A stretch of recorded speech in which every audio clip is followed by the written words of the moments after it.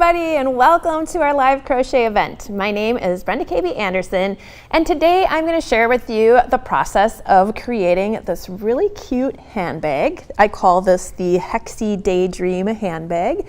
It's a really fun crochet project to work on. And plus, when you're done, you can keep your crochet projects in it. So this project is, it's fairly quick to crochet up. It does have a completely lined interior. Here, I've just got a shawl in here just to kind of fluff it out a little bit on the bottom.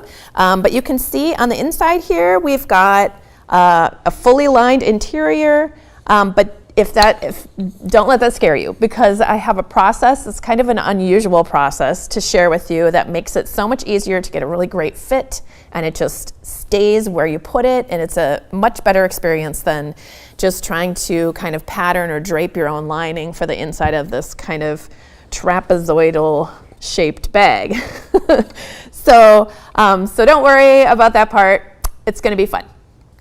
Okay, so let's talk a little bit about, first of all, I want to mention, this is a live event, of course, so if you guys want to say hi or tell me where you're crocheting from, if you have any questions about what I'm doing, if anything isn't clear, please let me know in the comments, and I will get back to you during this live event to try and sort all that out.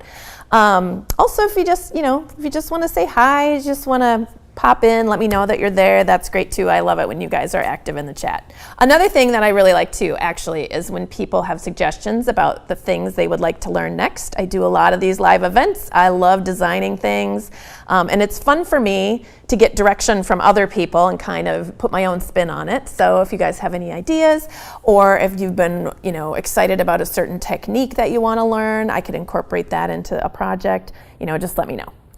Okay, so this project is made with a chunky weight yarn. So that's this Craft Yarn Council number 5 size yarn. So that's a little thicker than our usual worsted weight yarn that we normally use for Afghans. I mean, you can use worsted weight for really anything, but it's kind of, I always like to talk about how things compare to the worsted weight yarn, because I know in the United States that is one of the most popular weights that crocheters like to use a lot. So this is a little bit thicker than that, so it works up very quickly, and it's just really fun to make these sorts of motifs with the chunky yarn. I'd never actually made motifs with a thicker than a worsted weight yarn before, so that was fun. Okay, so you're going to need 6 colors. One of those colors is going to be your main color. So in this bag, I'm using this sort of grayish bluish color as my main color. In the bag that I'm going to be working up today, the sample I have, I am using sort of this off-white color as my main color. And then all the other colors are contrast colors. So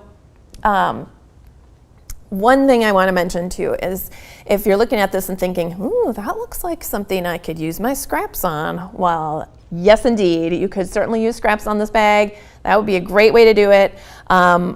If you like the look of this bag and you don't really like trying to figure out where all of your motifs are going to go, or figure out the color sequence for all your motifs, I actually have in the pattern download, which is free to everyone, by the way, that the pattern download can be found in the description or also in the comment section. Go ahead and download that. So in the pattern download, I do have a list of every square, or it's not square, hexagon, every hexagon that I made, and I walk you through, what order to change the colors in. It's all listed. Here, I'll just show you. So here's the download, and there is a section in here where it's kind of already all figured out for you. Right down here, this little section is telling you start with color 1 and do a round, then you move to color 2, move to color 3, then you finish with the main color, and you make 2 of those hexagons. So for hexagon number 2, you start with color 4, next you do color 5, then you go to color 2, and the last one is the main color, and you make 2 of those. So this breaks it all down for you. If you don't want to think about it, you don't have to. You could just kind of follow along here. But I don't want you to feel like you have to do that. You can work your way through these motifs in exactly the same order for every motif. I know that there are people who would really rather it be more uniform, and so you can certainly do it that way. You can make it completely random. Even the main color could be, you know, just a random color. Could just be like you're working your way through a giant bag of scraps, and that's great too.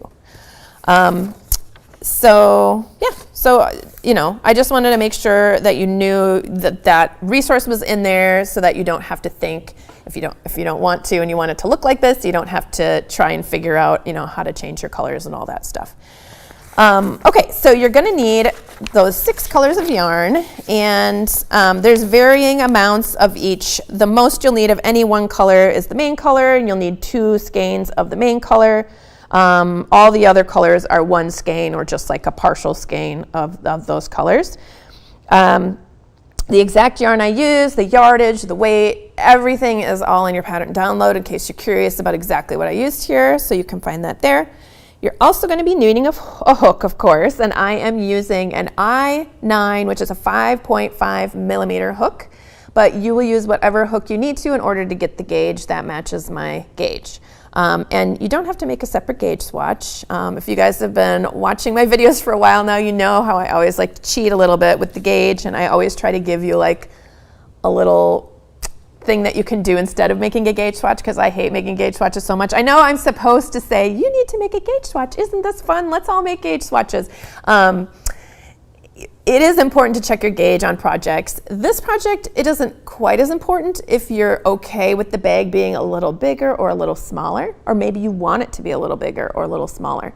So just knowing what each hexagon should measure when you're done with it, that's going to help you know that you know, what size your bag is going to be when you're finished. So, you know, definitely check after you've made one hexagon. You can compare it to what I've got.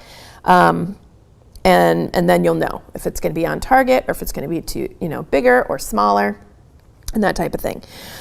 Okay, so you're going to need that hook. You're going to need a yarn needle, and this is a chunky weight yarn, so try and find a yarn needle with a slightly larger eye. I forgot mine at home today. I'm using a regular yarn needle, so I'm going to show you how you can use a regular yarn needle on a thicker weight yarn, so we'll get to that. And then you're going to need a pair of wooden bag handles or whatever kind of bag handles you want. So these are the ones that I used, and I do have a link in your pattern, you know, if you want to see exactly what these are. But also you can use a round circle, you could use a square shape or a rectangle shape. It just needs to be about the same width here as your hexagon. So, you know, after you make one hexagon, you can go shopping for bag handles, and, you know, unless you just want to buy, you know, buy the same ones I had, and then you'll know that they'll fit. But if you want to buy something else or, you know, make something else, then you'll just know that the distance across your hexagon needs to fit inside that bag handle. So that's how you know. You will also be needing some quilter's pins. So that is going to be helping us when we're working on our lining and putting our pieces together. And you're going to need about a 32-inch by 36-inch piece of woven fabric, and that's going to be used for the lining. So I used like a heavier weight cotton, like a quilter's cotton, a nice quality quilter's cotton in here. You could definitely use a slightly thicker weight fabric. You could use a canvas, you could use a heavyweight satin, you know, I would just look for something that's a woven so that it doesn't stretch, and that way, you know, it just makes things a little bit easier. And today, when I'm working on my sample, I'm actually using a twill. So this is what my fabric looks like. That's going to be my wrong side of the fabric. That's my right side of the fabric, but it's just mostly cotton. I think this is a cotton polyester blend fabric. The other one was 100% cotton. All right, and then you're going to need a sewing needle and thread. So that's for attaching your lining into your bag, or really making your lining. But you don't need to use a sewing machine if you're worried about that. This is all hand sewn. You can do it by machine, but I would not recommend it for those who aren't very comfortable with your sewing machine to do it that way. And I'll talk a little bit more about that later. All righty. So after you work through your gauge, which is you're going to work all the way up through an entire hexagon, so rounds 1 through 4, then you're going to go ahead and check your gauge. It should be 6 inches in diameter from side to side of your hexagon, meaning you would be measuring from one side to the other. This would be 6 inches, not from point to point. That's a little bit longer of diameter across. So from one side to the other should be about 6 inches. Let's see. Okay, I think we can just go ahead and get started. So I'm going to be just working up all of the rounds in the hexagon so you guys can see how they're put together. And I'm going to move this over here, get it out of the way. All right, so we're going to start at the center of our hexagon, and we're going to start with a chain of 4. So we're going to place that slip knot on our hook, and then we're going to go ahead and chain 4. 1, 2, 3, and 4. Now we're going to work 11 double crochets into the 4th chain from the hook. So that was the first chain that we made, and we're going to place 11 double crochets. This chain, like these 3 chains right here, that is going to count as our first double crochet of the round. So we're going to end up with a total of 12 double crochet, even though one of them is secretly a turning chain or beginning chain. All right, so to work a double crochet, we're going to yarn over, we're going to insert into that 4th chain from the hook, and we're going to yarn over and pull up a loop. We're going to yarn over, pull through 2 loops, yarn over and pull through 2 loops, and that's our first real double crochet there. So we've got this chain 3 that's counting as a double crochet, and here is our next double crochet. Now we're going to do 10 more. So yarn over, insert, yarn over, pull up a loop, yarn over, pull through 2, yarn over, pull through 2.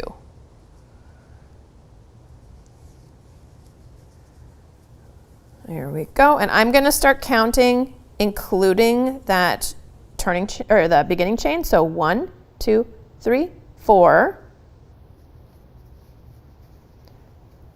5, 6,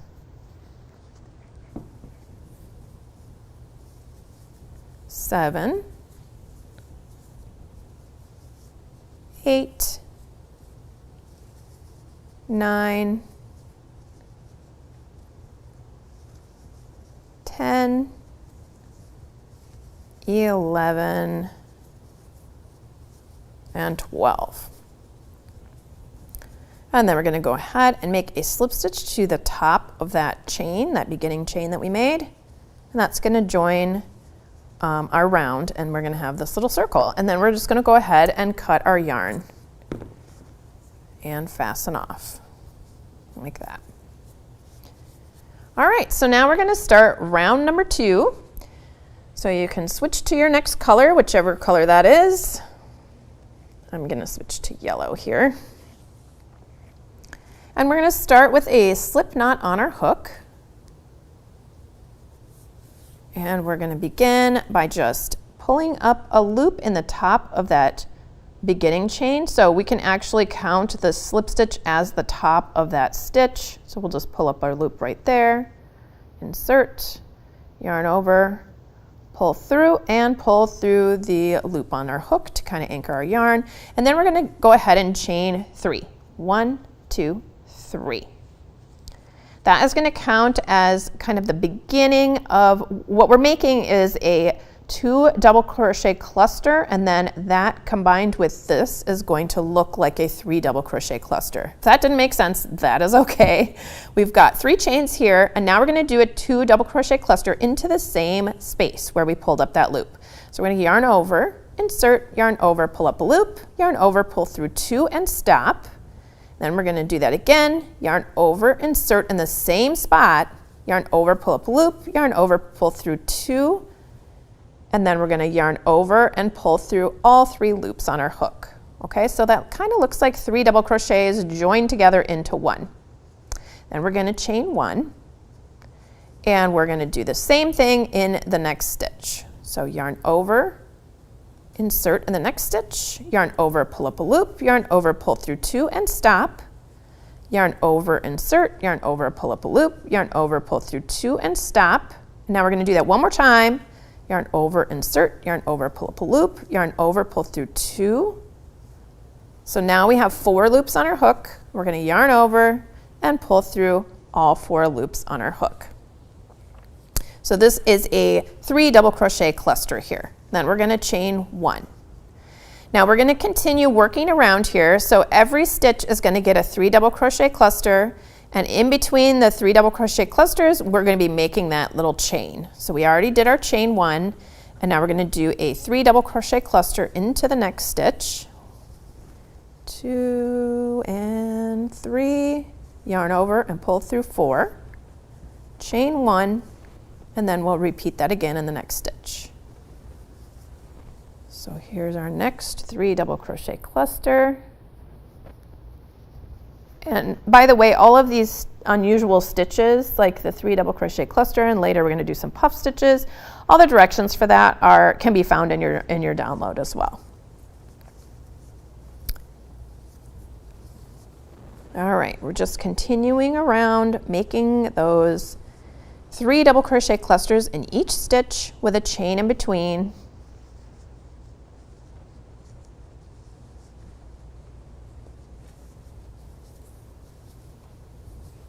And you might have noticed I am crocheting over my yarn tail here. There are quite a few ends to weave in on this project because we are switching colors every round. So I like to kind of weave in my yarn tails as I go, meaning I just sort of crochet over them when it's handy. If that seems too awkward, you can, you don't need to do that. You can go ahead and just weave them in later when they're done. All right, just a couple more 3 double crochet clusters, 2 and 3, chain 1, 1, 2, 3, pull through all 4, chain 1,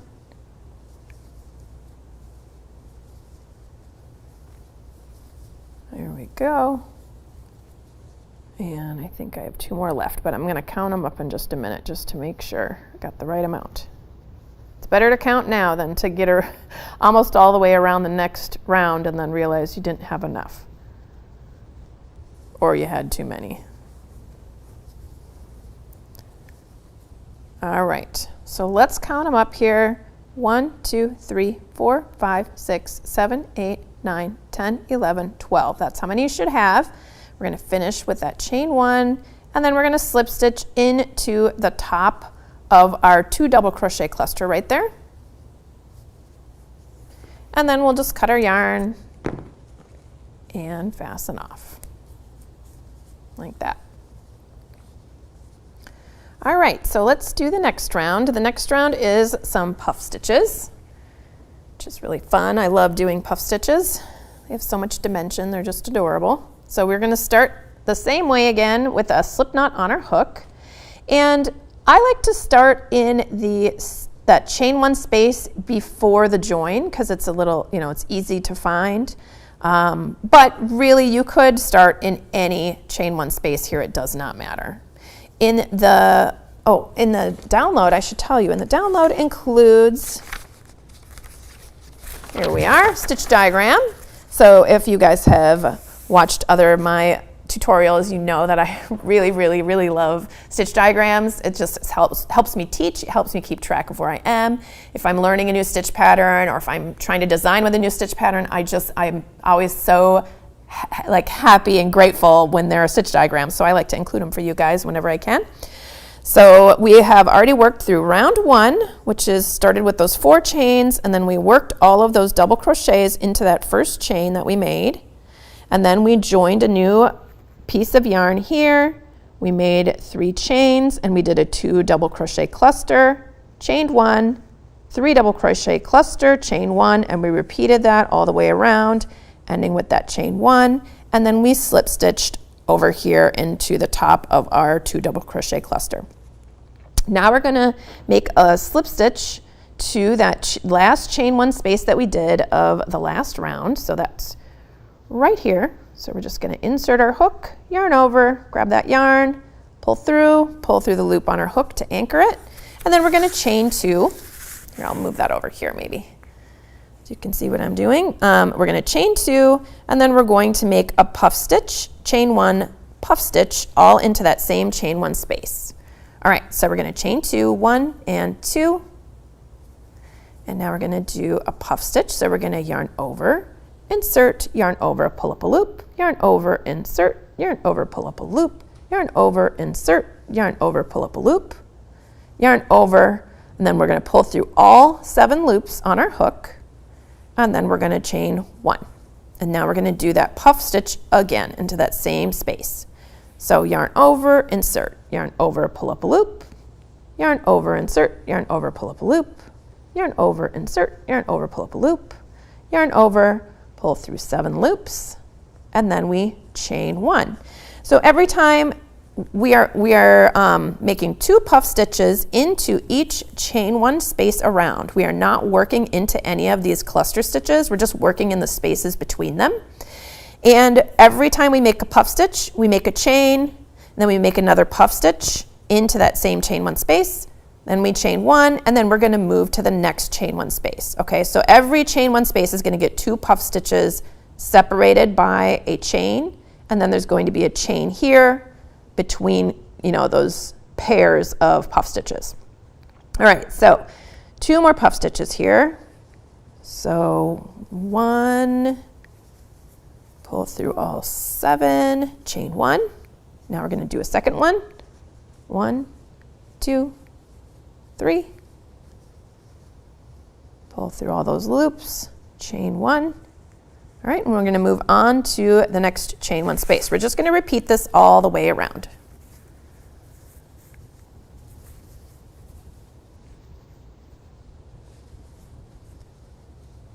There's our puff stitch, chain 1, another puff stitch,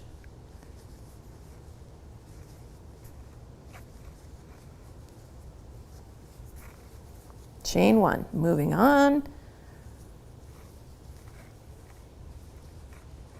puff stitch, chain 1, and another puff stitch.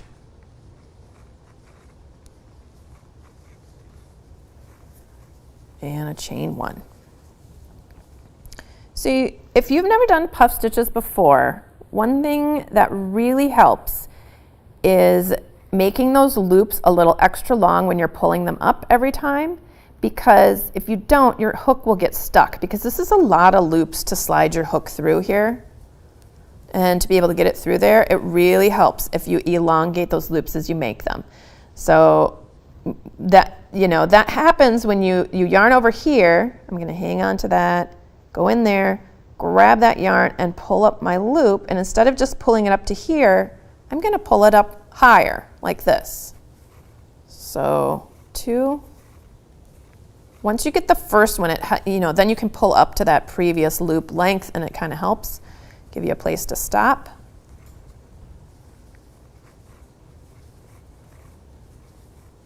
And this is one of those things that just improves with some practice. But luckily on this bag, you'll have lots of practice because there's lots of puff stitches. Oh, I want to say hi to Shatika Woods. Hi, I'm glad that you're here. And Marlena is wondering, can you use 2 strands of worsted weight instead of chunky? I'm from Tennessee. Hello, Marlena. Yes, you can. I would just do a gauge swatch just to make sure. You may end up going down 1 hook size, or it might just be perfect. Yes, but you could definitely do that. That's a great way to use up worsted weight yarn too. Like if you've got lots of scraps, you can put 2 of them together. And you can do 2 strands of the same color. You could even mix 2 colors together for parts of it. Would be kind of cool too. And Gutsy Chick is saying, Christmas ornaments for next time, please. Okay. I will think about that. I did I can't remember if it was summer. I think it might have been. Or maybe it was might have been close in the fall, maybe closer to Christmas. I did a cardinal Christmas ornament, a crocheted cardinal one. So you might want to check that out in the meantime. And I did do some Christmas gnomes as well, which could easily be made into ornaments. They're just like little gnomes that kind of sit in your bookcase and look adorable. But that would be kind of fun too. And I did a crocheted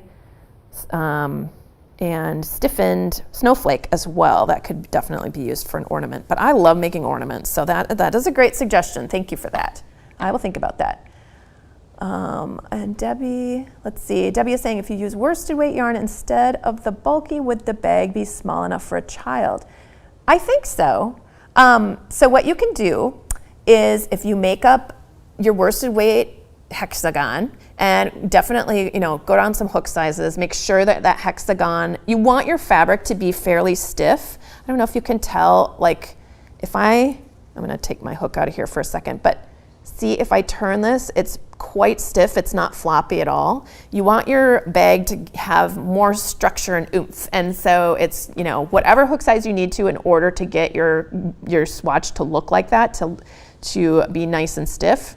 So you can go for that, and then you can measure your swatch, your worsted weight swatch, which is a whole hexagon, and you can kind of do a percentage. So if this is supposed to be 6 inches across and your hexagon measured 4 inches across, then you would know that your bag would be about 2/3 of the size of my bag, because, okay, I'm talking about math here, because basically 4 is to 6 as, whatever the width dimension or whatever.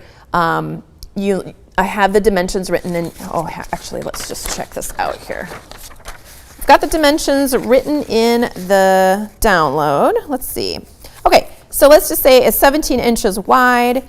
If you work it up and you have a 6-inch swatch, so you can make a little ratio where you have, I didn't bring my marker, but where you have the 4 on top, so you've got 4 here, 6 here, so that means 4 inches for your hexagon, 6 inches for your hexagon, and then over here in the ratio you can put 17, and then you can do 4 times 17 divided by 6 equals whatever this is, this number, and that number is going to tell you how wide your bag is going to be. So that way at least you'll have sort of a guess as to how wide it will be.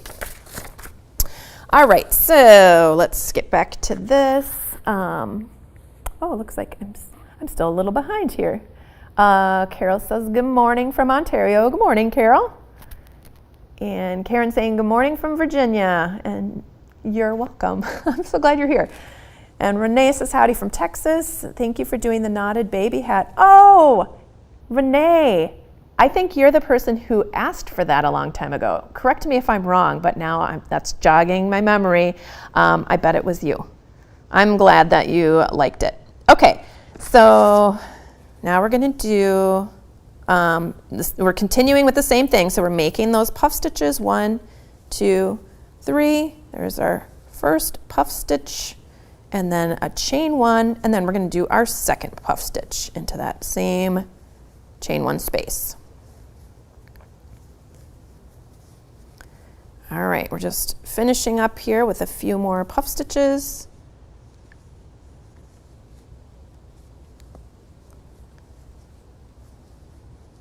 Remember to pull those up nice and long. You'll just kind of get a feel for that as you practice them too.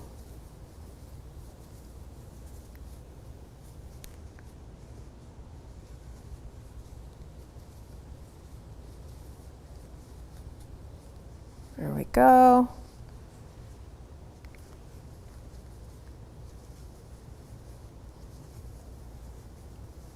And one last puff stitch. And yes, Debbie, she's saying she's gonna have to listen to all that for it to sink in. Yes, I know, I went through that really quickly, and I should have brought I like to bring a white erase board with the markers in case there are questions like that. Sorry, I'm just kind of pointing to the air here. But yes, you should be able to, watch that a few times, and it'll make more sense. All right, so we did our last chain 1, and now we're going to make a slip stitch into the top of our first puff stitch, which is right there. And then we're going to cut that and fasten off.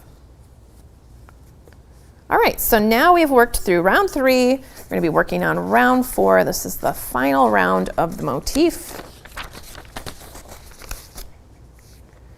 And I'm going to be doing that in this dark gray just for the sample. And then we're going to be switching to more motifs that I already made ahead of time that have that lighter color. I hope I'm not confusing you, but I'm just using whatever, you know, was designated as the main color for round number 4. It's the same on all of my hexagons. Okay, so I'm going to start again with that slip knot on my hook, and here is my very last chain space between the last puff stitch and where we joined. So I'm going to go ahead and just insert my hook in between those puffs, and I'm going to grab that yarn, pull it up, and pull it through the loop on the hook to anchor it. And now I'm going to chain 3. 1, 2, and 3. Now here, I'll pull the chart in here, and this is where we're at. So we've already worked round 3. We're starting here on round 4. We joined our yarn, chained 3, and now we're going to do 2 more double crochets in that same chain 1 space, a chain 1, and then 3 double crochets all into that chain space, that same chain space. All right, so we've got our 3 chains. Now we're going to do 2 double crochets, 1 and 2, and then we're going to chain 1, and then we're going to do 3 more double crochets into the same chain 1 space. 1, 2, and 3. Okay, so now you can see we worked into this chain 1 space. Nothing gets worked into the next chain 1 space, but the following chain 1 space gets 3 double crochets. Okay, so we're going to do that. We're going to skip the next chain 1 space, and then we're going to work into the following chain 1 space here. So we're making 3 double crochets, 1, 2,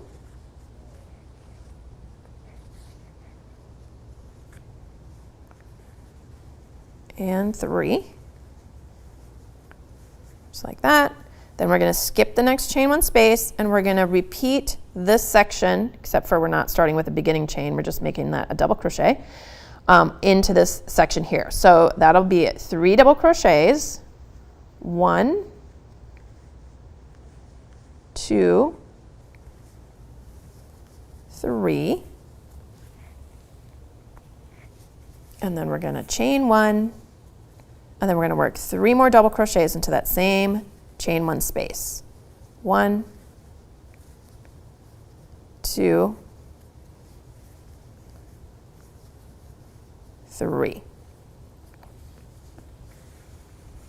Okay, so far we've got those 2 groups of 3 double crochets, because this first chain 3 really counts as a double crochet there. So we've got 2 groups, 1 group, 2 groups, and we're going to keep, you know, going in that pattern. So we're going to skip the next chain 1 space, and in the following chain 1 space we're going to work 3 double crochets. So 1, 2, and 3. Then we're going to skip the next chain 1 space, and we're going to do 2 groups of those 3 double crochets separated by a chain 1. So 1, 2, 3, and then we're going to chain 1, and then we're going to do 3 more. 1, 2, 3. Okay, so every time, you know, every time we're working into one of those chain 1 spaces, we're either going to put 3 double crochets, or we're going to do 3 double crochets, chain 1, 3 double crochets. So it's important to note that we are not doing chain 1s between like this group of 3 double crochets and this group, or between this group and this group. The only time we're doing those chain 1s is right in the middle when we're separating 2 groups of double crochets like that. So we're skipping that chain 1 space, and we're going to work 3 double crochets into the next chain 1 space. There's our 3 double crochets.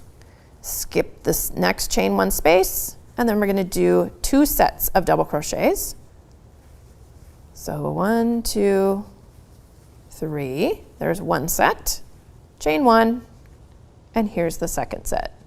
1, 2, 3.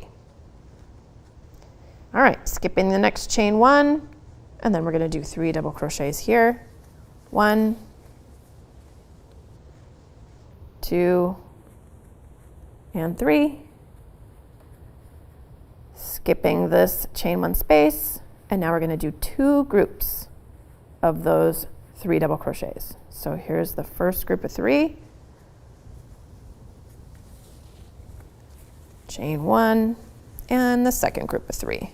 1, 2, 3.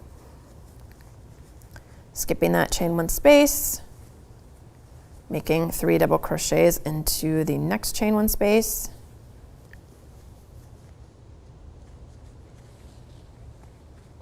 Moving on, there's a chain 1 space, moving on to the second chain 1 space, so we're skipping that one, moving over here, and we're going to do one of those corners where we've got 3 double crochets, chain 1, 3 double crochets.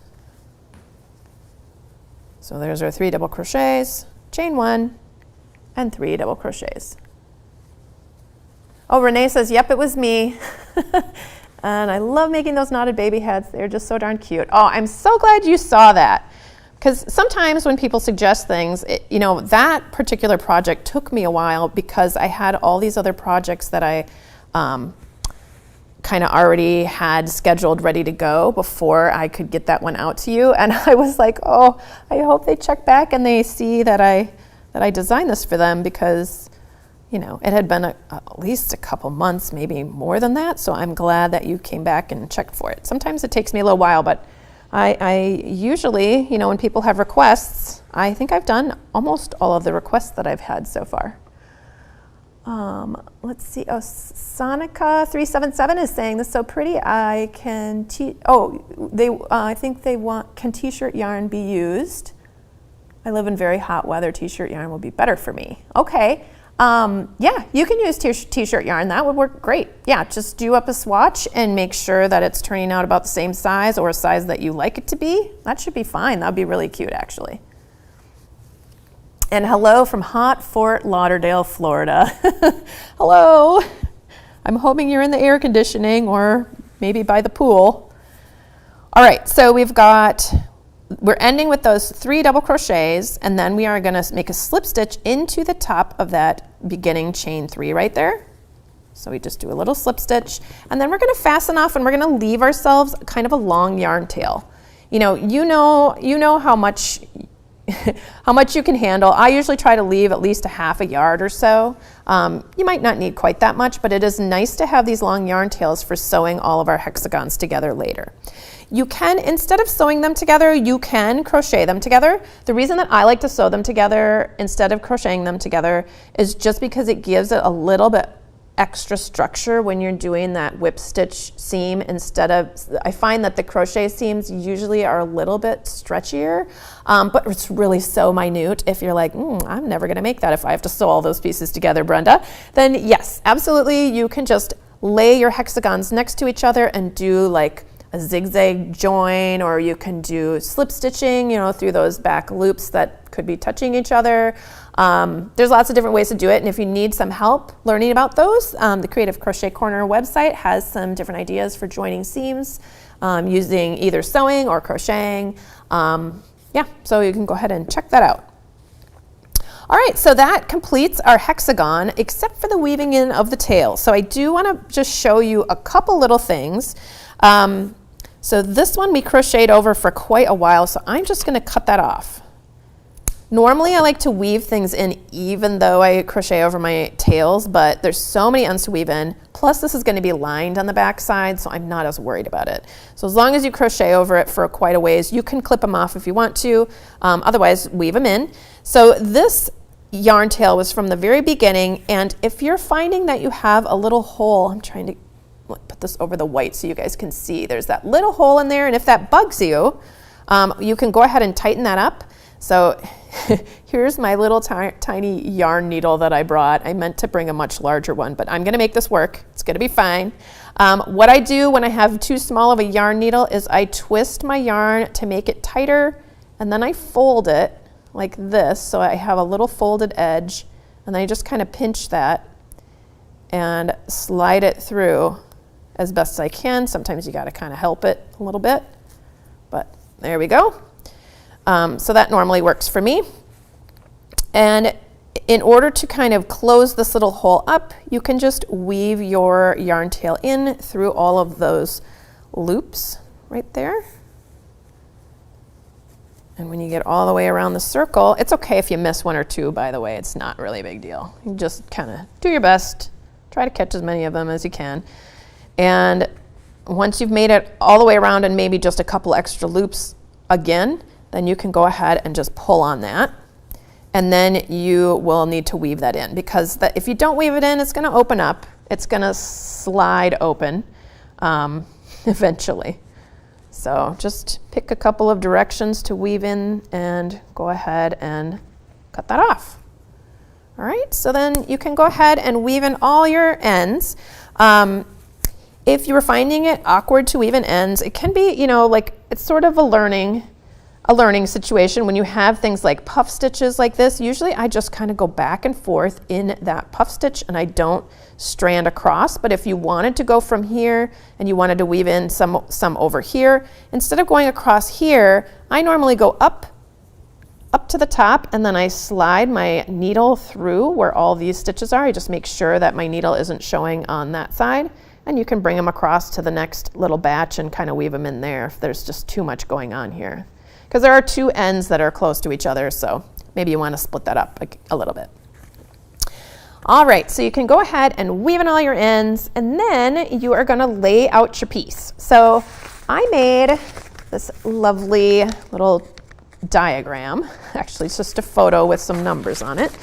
And I want to explain to you what this is about. So here's all my pieces as I have them laid out. The numbers refer to, remember back when I told you that all the changing colors were figured out for you? So that was right here.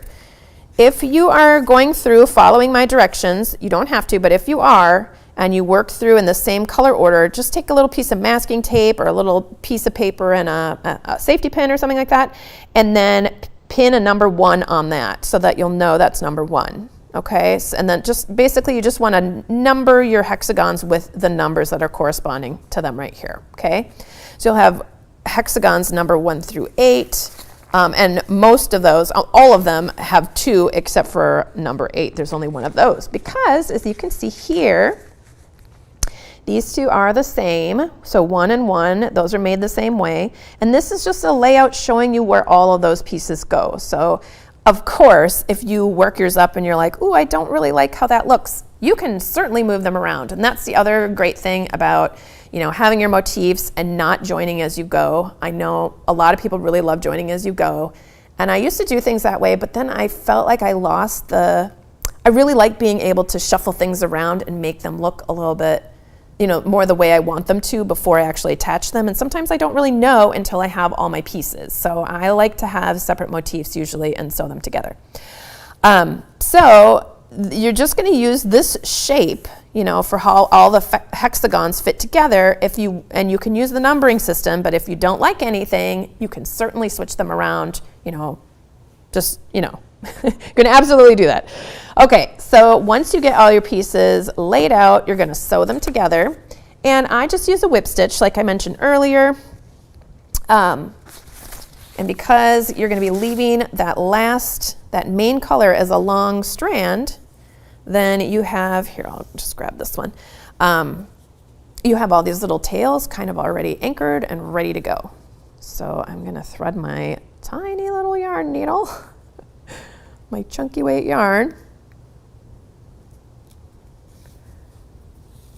And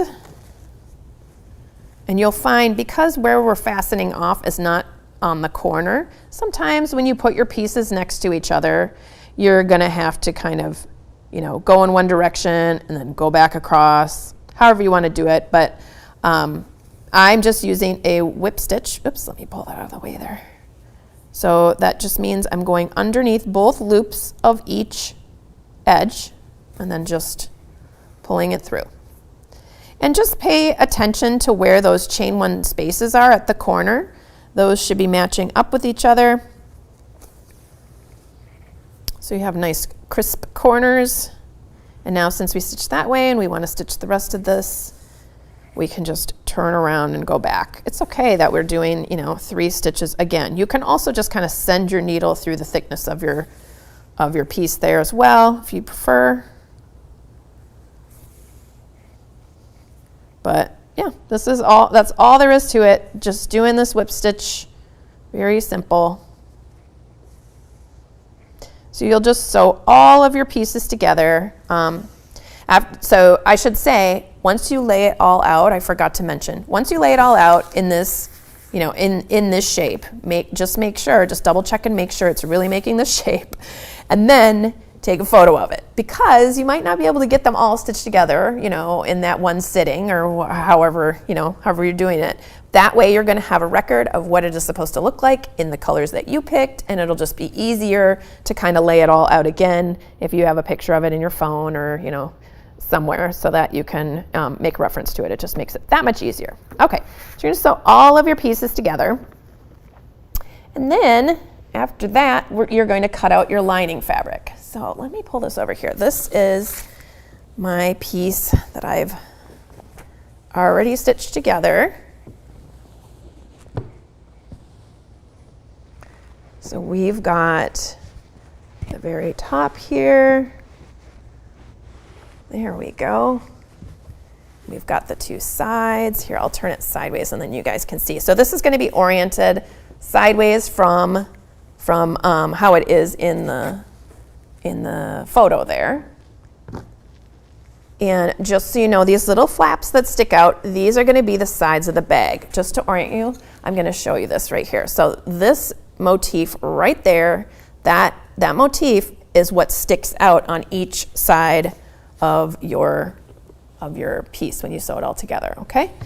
So in order to cut out the lining, you will lay your lining on your table with the wrong side of your lining facing upward, okay? So whatever you want to see when you look inside your bag, that needs to be touching the table. So for example, if this was my lining and I wanted the dark side to be on the inside of the bag, if that's what I wanted to see when I opened up my bag, then I would put the dark side of my lining fabric down on the table. This is of course not big enough for my whole piece. You would have a much larger piece, but I just felt like it was too unwieldy to be dealing with a giant piece of fabric, and I'm just kind of showing you how to get this cut out. So you're gonna lay your crochet onto the wrong side of your fabric. So this is the wrong side of your fabric. This is the side that you're never gonna see once the lining is put in. This is the side, here, let me pick this up. This is the side that you're going to see on the inside of the bag, okay? So that's touching the table, laying down there. Then you can go ahead and trace around it, or you can just cut if you're careful. I just cut mine out. Just watch for any yarn tails. Make sure that your yarn tails are laying, where you can see them. And then you can go ahead and cut your piece out. I should also mention too, when you lay out your fabric, you want to lay your fabric out so that the grain line is going in this direction or this direction. And if you don't know what grain line is, that's okay. It just means whatever's parallel to the edge of your fabric. Like when you get your fabric cut, there's sort of a finished edge of your fabric. Not the cut scissor edge that the person cut it for you, but the other edge. That edge needs to be running either this way, or it could be running this way on your bag. You just don't want it at a diagonal, because that's going to cause weirdness. That's going to cause like strange drape and bias cut wovens. It's going to be unwieldy. Okay, so you can go ahead and just cut around your piece. You'll just cut all the way around, and you're just going to leave a little tiny space, like it's probably somewhere around 1/4 inch or so. Could even be a little less around your piece. So you're going to cut it like this, and you're going to cut that out all the way around your entire bag, okay? And I would recommend, especially if you have some weights that you can put here, if you're a sewer and you happen to have pattern weights, or if you have cans of soup, you could put them here just to hold that down, and so that way when you're kind of picking it up a little bit and cutting, it's not going to be shifting around on you. But you're just going to go ahead and cut all the way around the entire thing, like that. And then after you've cut it all out, just imagine I cut the whole thing. Then you take your entire, your stack, your 2 layers here, and then you're going to flip it over like this. And then you are going to go ahead and tuck underneath the fabric, so that way you've got a little bit of your crochet showing past the fabric, and there are pictures in the download of this, so you'll know. Just a little bit of crochet fabric sticking out past the folded line. So you want to fold this so that you don't have any raw edges. And when you do that, you're going to have to go ahead and clip in certain places. Just clip in about 1/4 of an inch. You can clip it a little bit more if you need to. And that's going to allow you to fold that nicely all the way up to that that little clipped corner there. And then you're just going to add your pins like this to keep it all in place. So you're going to be pinning that folded edge all the way around your whole piece. All right. So, and you may have noticed I've actually secretly lined this already for the most part. So this is what it'll look like. Oh, and I forgot to mention, you need to cut out the lining from two of the hexagons. So if you take a look at this picture here, there's a hexagon where the back side of the hexagon is showing here, and the back side of the hexagon is showing here. You can see after I trimmed all the way around, I went back in and I cut that little hexagon free. Okay, so there's no lining on this hexagon or this hexagon. Those are the hexagons that's going to hold your bag handles. So you can see when we look in here, this hexagon used to be sticking out here, and it got pulled through the bag handle and stitched to itself here. And that's why we have to get rid of the lining, because we're sewing the yarn to the yarn from this side. Okay, so we just had to kind of cut that out of the way. I hope this is making sense. Let's see. Oh, I missed some things. Let me go back in here and check. Let's see. Someone is saying that they love the color combination. Thank you. And Masao says, good morning from San Francisco. Debbie says, hi from Pine Grove Mills, Pennsylvania. If I were to do a motif in the same color, since you usually start the next row in the chain before the end of the previous row, would I start the next row in the first chain? Okay, so if you want to do it the same color throughout, is what I think you're saying, you can actually, you don't have to start in the same chain space as I have in my chart or in my directions. You can start in a different chain space, so you could just sort of slip stitch over to the next chain space if you want. The only thing to think about, and this is probably not even really going to show, is that if you take a look at this chart, this might be a little bit more clear, but the areas where there's 2 groups of double crochets, so right here, here, here, those point in between those 2, the pairs of puff stitches. So if you move over by one, if you do a slip stitch over to this chain, it's going to look just ever so slightly different, because those puff stitches you're going to be making that corner space in between those puff stitches, but there's nothing wrong with that. It's still going to look good. If you wanted to look just like this, though, you could continue to slip stitch over to the next one and just move this corner over to here, if that makes sense. So you would do your join, slip stitch over here to the next chain 1 space, and then, start with this section right here. I hope that's helpful. Okay, and somebody's asking what yarn I am using. The information about the yarn is found in your download. It is a chunky weight acrylic yarn, and it's a fairly sturdy yarn. Let's see. Oh, and we've already got an answer about the yarn. Oh, thank you. Okay. Hi to Linda. Hello, and good morning to Los Angeles, Linda. Hello. Okay, so let's see, back to this. I have already placed my lining in here and I started stitching it. I've stitched it almost all the way around, and I just wanted to show you what this looks like. Here, I'll move this around here. So right here I've got my little sewing needle, and I have some green thread, which I'm not sure if you can see, but there's you should have a matching thread to either your lining or your main color. I would go for the lining. It's probably not really going to show in your main color because you're not trying to take stitches all the way through. So we're just doing a little tiny whip stitch along the edge. And there is a picture, a close-up picture of this in your pattern download if you need to see that a little better. But you're just taking a very small stitch into the yarn and then out through near the edge of that fold. So you just want to make sure that stays folded as you go. And my stitches are about 1/4 of an inch apart, I would say.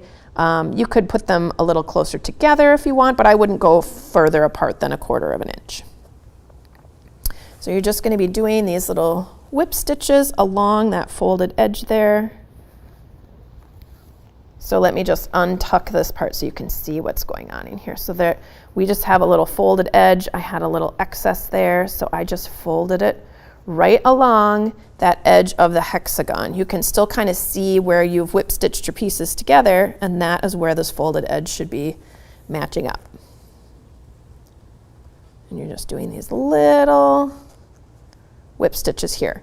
The reason that I know this takes a while to do all this hand sewing, but the reason that I love making linings this way is because you can line a very strangely shaped bag as long as you have the pieces laid out flat. So this technique works for all kinds of different things that you would make if you can have it be flat before you seam it together. You can even do it in sections. If you've got like, you know, sides and a bottom, you could sew them on separately. This is just kind of like a foolproof way to do it because you don't have to worry about like measuring your pieces or draping something on the inside of your bag awkwardly. It's just a really nice way to make sure all your pieces are lined, and then when you put it all together, everything has already been tacked into place and it doesn't sort of move around. Sometimes when you line crochet fabric with a woven, we do this, you know, because we want to have that extra structure, but sometimes when you do that, it can create some problems. You know, the lining might pull away from the crocheted fabric because they're not very similar. They don't hang in a similar way. So this is a really nice way of tacking them together, making sure that that lining is going to stay put where you placed it. All right, we are almost all the way around here. A couple more stitches here, and then I'm just going to tie it off.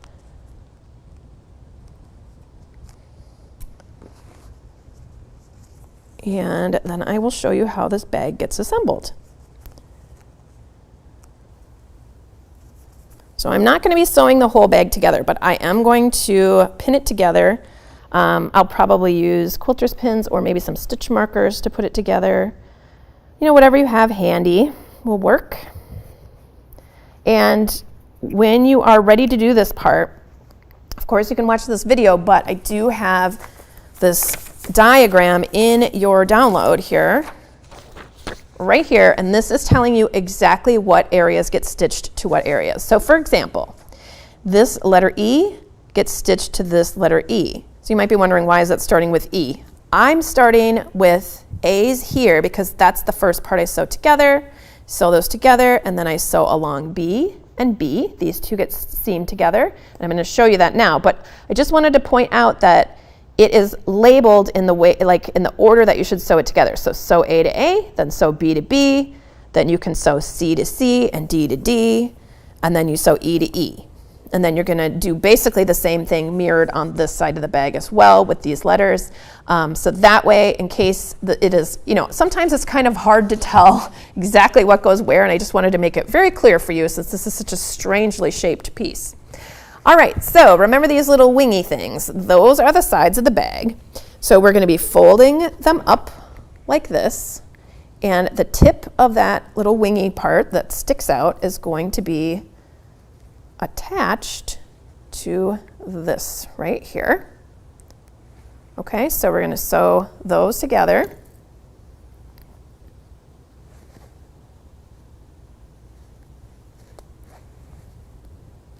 And then the same thing is going to happen on this side. We're going to bring that in like this.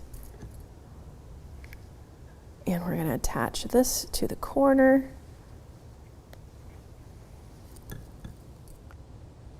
And this little corner goes into there, just like that. And then we're going to sew these two pieces together as well.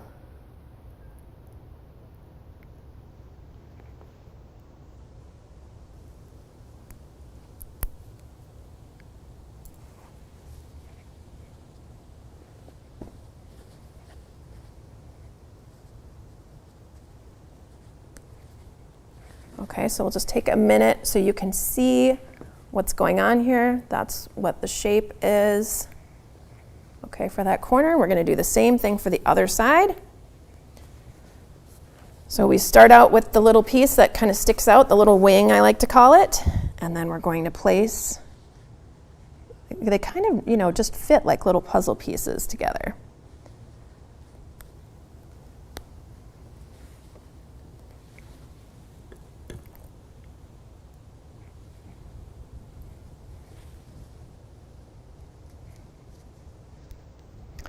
Oh, it looks like we have a question. Thank you for sharing this bag with us. Can you please let us know if the handle is just to carry with your hand, or is there enough room to carry it on your wrist? I think that depends on the size of your body. I have fairly small hands and fairly small wrists. I can get it through very easily here, but if you have larger hands, it might be difficult. But you can absolutely substitute these with a ring-shaped handle if you want, or a square, you know, or the kind of handle that has like a little loop to put that little section through. All you need to do is feed this through something, and then you can have a larger ring here. All right, let me get the side together over here.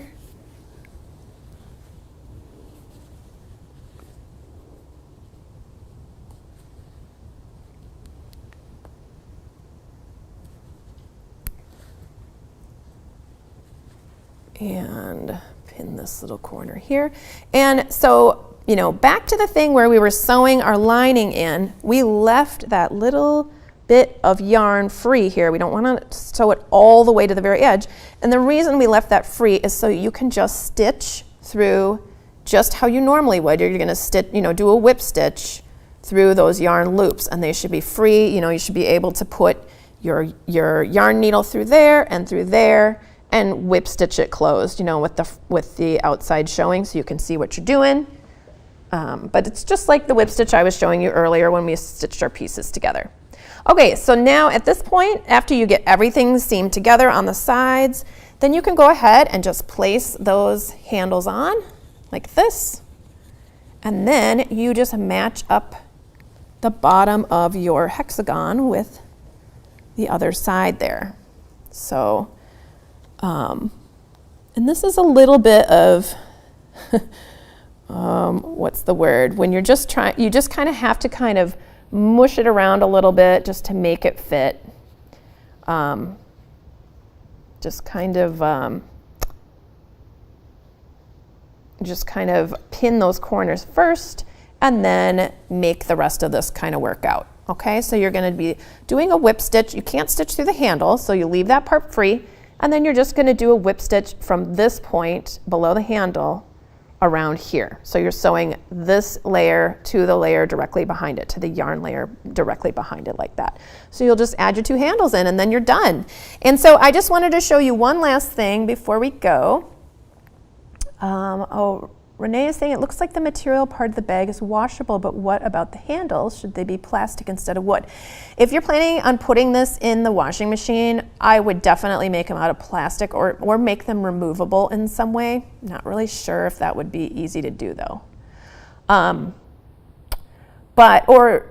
Yeah, I would say plastic. But normally for me, I hand wash stuff like this, and I have hand washed wood before, and I didn't have any problems. Now I can't speak to all the wooden handles out there. There might be some that have issues, but for me, I have hand washed things that have wood on them like this, and I just don't let it soak. I just kind of do a little hand wash in the sink or whatever, and then let it dry. And I put a fan on it to help it dry a little faster.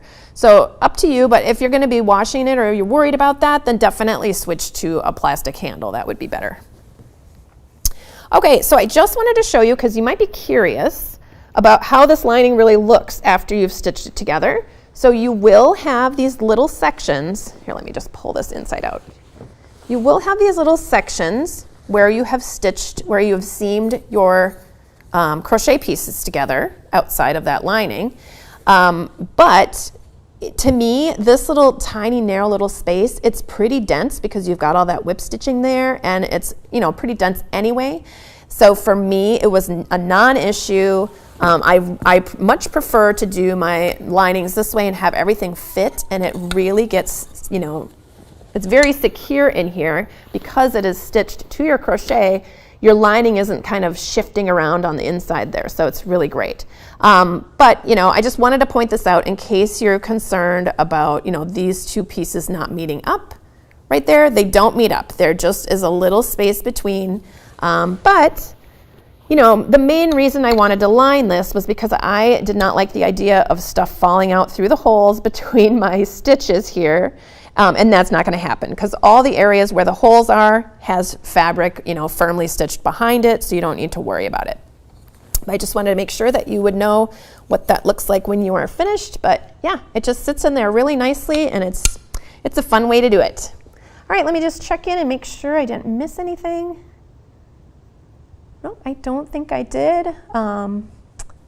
Okay, thank you guys so much for being here. This is a fun project. I hope you guys give it a try. If any of you are interested in working on the Jasmine stitch, I'm going to be doing a little tutorial at 11:30 Central Time on how to work the Jasmine stitch in the round. So check that out if you're interested. Thank you guys so much. Bye, everybody.